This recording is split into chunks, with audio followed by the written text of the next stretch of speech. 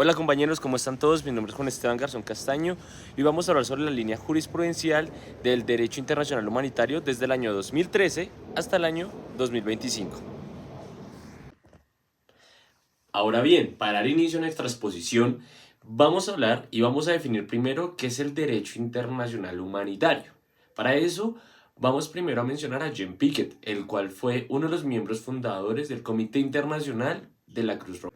Él fue un miembro y coordinador de los principios fundamentales del derecho internacional humanitario. También menciona que el derecho internacional humanitario es un conjunto de normas, tratados o costumbres el cual busca proteger a las personas que hagan parte de un conflicto armado internacional, también no internacional, para proteger civiles, heridos de guerra y muchas más teorías que vamos a ir desarrollando mucho más adelante. Ahora bien, vamos a hablar de cuál es la importancia que tiene la jurisprudencia dentro del derecho internacional humanitario. Primero, interpreta normas y también interpreta jurisprudencia y necesidades de las personas. Número 2. También desarrolla una práctica de la jurisprudencia y refuerza de una u otra forma los estándares constitucionarios de los otros estados que sean partícipes o miembros de un comité que hagan parte del derecho internacional humanitario. Número 3. Rellena lagunas y algunas interpretaciones que tal vez tratados de muchos tiempos no llegan a concretarse en la actualidad. Por ejemplo, el uso de armas como lo pueden ser los drones, como anteriormente ya lo han mencionado algunos compañeros. Número 4. La sentencia y la jurisprudencia también ha protegido a víctimas y también la obligación que tienen los estados de reparar integralmente a las personas. Para terminar, también podríamos hablar de la coherencia que existe dentro del derecho internacional humanitario y también dentro de la jurisprudencia. ¿Qué hace?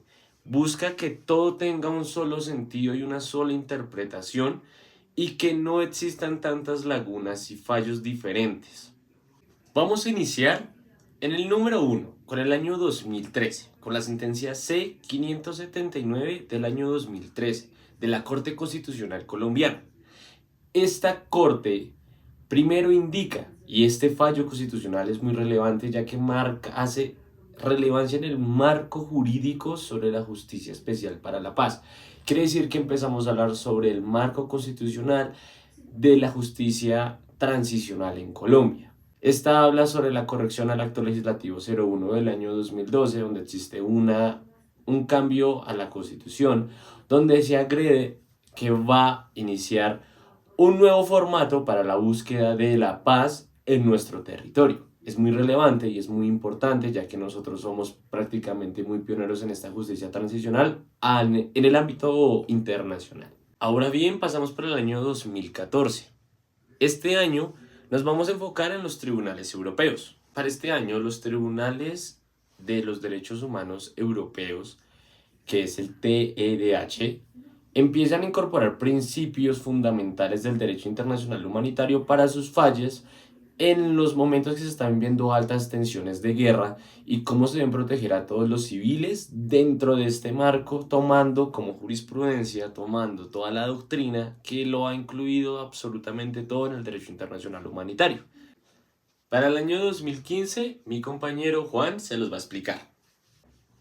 Para el año 2016 vamos a hablar de la Corte Constitucional Colombiana. Concretamente se examinó la sentencia C-084 del año 2016 del 24 de febrero.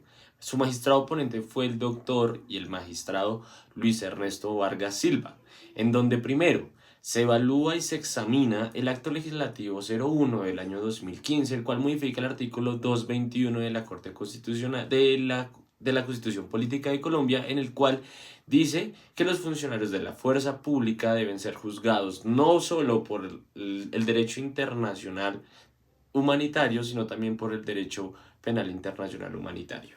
Continuamos en el año 2017 con la sentencia T-519 del 2017, donde su magistrado ponente fue el doctor Luis Miguel Linares.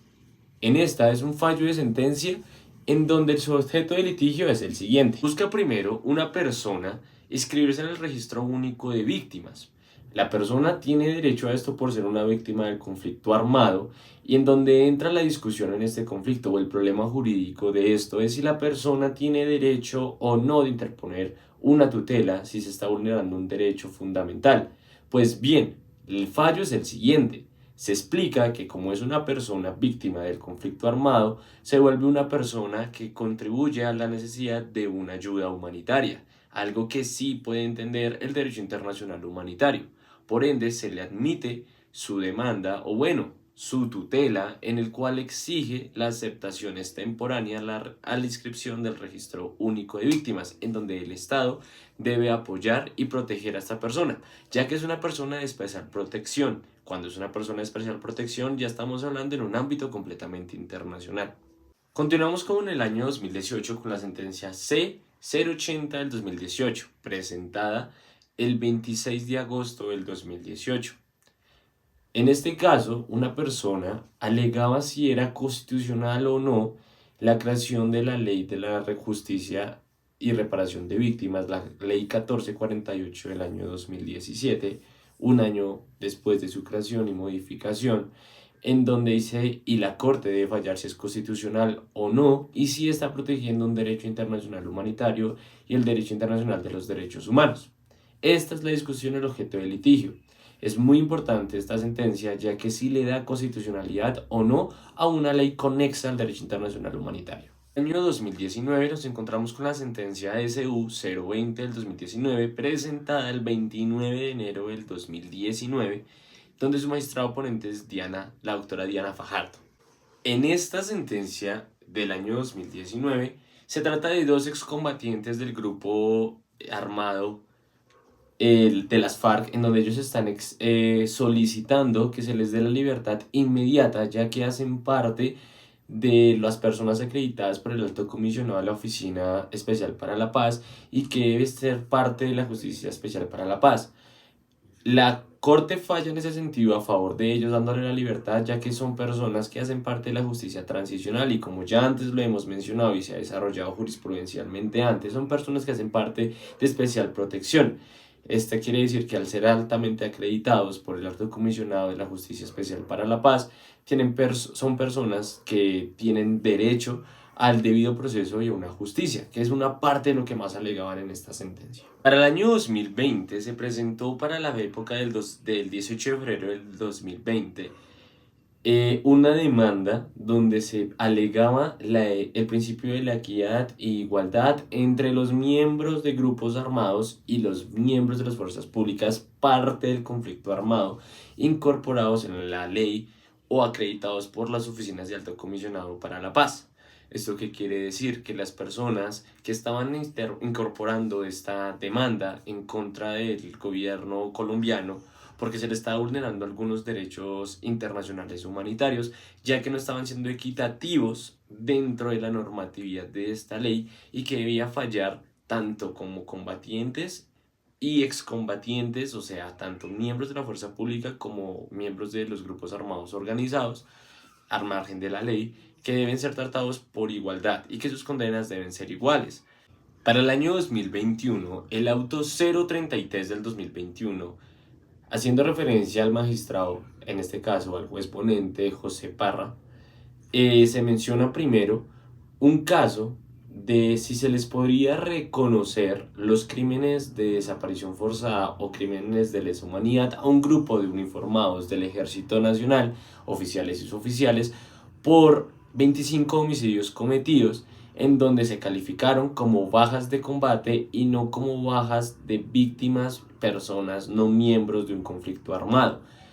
La JEP, en este caso la Jurisdicción Especial para la Paz, falla en contra de estos oficiales y se les condena por el artículo 3 del convenio octavo de la Comisión de Ginebra y Estatuto de Roma, donde no se clasifican a estas personas como combatientes de guerra, sino como civiles, personas especialmente bajo protección del derecho internacional humanitario. Para el año 2022 empieza uno de los conflictos armados internacionales más famosos en la actualidad, tanto que el día 16 de febrero del año 2022, Ucrania le solicita al Consejo Internacional de Justicia a todos estos altos comisionados y partes de países predominantes en Europa que por favor termine el genocidio que acaba de iniciar Rusia dentro de su territorio. Con 13 votos a favor y 2 en contra, se aprueba y se le dice a la Federación Rusa lo primero, que se abstenga de iniciar algunas acciones bélicas dentro del territorio ucraniano y que también todas las instrumentaciones que vayan a hacer no pueden ocasionar o caer en un genocidio. Como ya llegó una corte internacional, el concepto fue que no entraran más en conflicto y que tome todas las medidas para abstenerse de entrar en un conflicto armado internacional para el año 2022. Para el 19 de septiembre del 2023, Ucrania hace y solicita una audiencia interestados, quiere decir que varios estados hacen sus alegatos orales sobre el conflicto que se está viviendo en Ucrania y en Rusia, en donde estos actos entran a ser evaluados y hace un hito procesal, hace una historia importante esa audiencia pública el 19 de septiembre del año 2023, ya que hace un efecto disuasivo en a otros estados en donde también intentan hacer o iniciar algunos conflictos armados internacionales. Es un arte que se le puede llamar de eliminación y de protección de los derechos humanos internacionales. Acá varios estados presentaron sus alegatos sobre qué era lo que constituía estas violaciones de también el genocidio ya antes mencionado que estaba cometiendo el Estado ruso frente a las vulneraciones al Estado ucraniano.